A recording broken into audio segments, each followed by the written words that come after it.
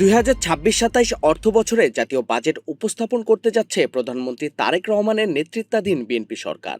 এটি বর্তমান সরকারের প্রথম বাজেট, তাই সাধারণ মানুষ, ব্যবসায়ী ও অর্থনীতিবিদদের আগ্রহ বেশ তুঙ্গে। সরকারের তথ্য অনুযায়ী এবারের প্রস্তাবিত বাজেটের সম্ভাব্য আকার ৯,৩৮,০০০ কোটি টাকা, যা দেশের ইতিহাসে সবচেয়ে বড় বাজেট হিসেবে বিবেচিত হতে পারে। বাজেটে আগামী অর্থ বছরের জন্য জিডিপি প্রবৃদ্ধির লক্ষ্য ধরা হয়েছে ৬.৫%।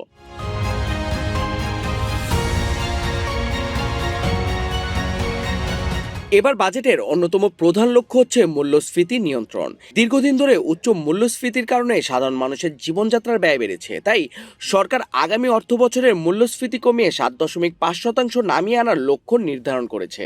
বাজেটে খাদ্য নিরাপত্তা নিশ্চিত করা, অর্থনৈতিক পুনরুদ্ধার, কর্মসংস্থান সৃষ্টি, সামাজিক সুরক্ষার সম্প্রসারণ এবং নির্বাচনী অঙ্গীকার বাস্তবায়ন সহ মোট ১৩টি বিষয়কে অগ্রাধিকার দেওয়া হয়েছে।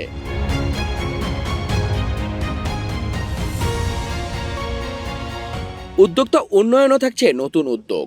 উদ্যোক্তা উন্নয়ন তহবিলের জন্য ২২৫ কোটি টাকা এবং ক্ষুদ্র ও মাঝারি শিল্প খাতের জন্য ২,০০০ কোটি টাকার বিশেষ তহবিল গঠনের পরিকল্পনা রয়েছে।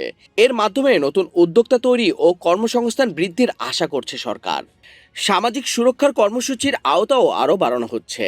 ফ্যামিলি কার্ড, কৃষক কার্ড সহ বিভিন্ন কর্মসূচির জন্য ১,৩৮,০০০ কোটি টাকার বিশেষ বরাদ্দর প্রস্তাব রয়েছে। পাশাপাশি ২৫ লাখ মানুষের জন্য হেলথ কার্ড চালুর পরিকল্পনাও রয়েছে।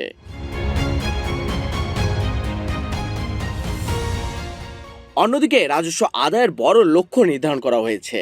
আগামী অর্থ বছরে মোট ৬,৯৫,০০০ কোটি টাকা রাজস্ব সংগ্রহের পরিকল্পনা রয়েছে। তবে অর্থনীতিবিদরা বলছেন, বর্তমান অর্থনৈতিক বাস্তবতায় এই লক্ষ্যমাত্রা অর্জন সরকারের জন্য বড় চ্যালেঞ্জ হতে পারে। প্রস্তাবিত বাজেটে প্রায় ২,৪৩,০০০ কোটি টাকার ঘাটতি রাখা হয়েছে। এই ঘাটতি পূরণে সরকারের অভ্যন্তরীণ ও বৈদেশিক ঋণের উপর নির্ভর করতে হবে। এছাড়া ব্যবসা বিনিয়োগ সহজ করতে লাইসেন্স অনুমোদন এবং কর ব্যবস্থার সংস্কারের উদ্যোগ নেওয়া হয়েছে। সব মিলিয়ে মূল্যস্ফীতি নিয়ন্ত্রণ, কর্মসংস্থান সৃষ্টি, সামাজিক সুরক্ষা বৃদ্ধি এবং বিনিয়োগ বান্ধব পরিবেশ নিশ্চিত করাই হতে যাচ্ছে এবারের বাজেটের মূল লক্ষ্য।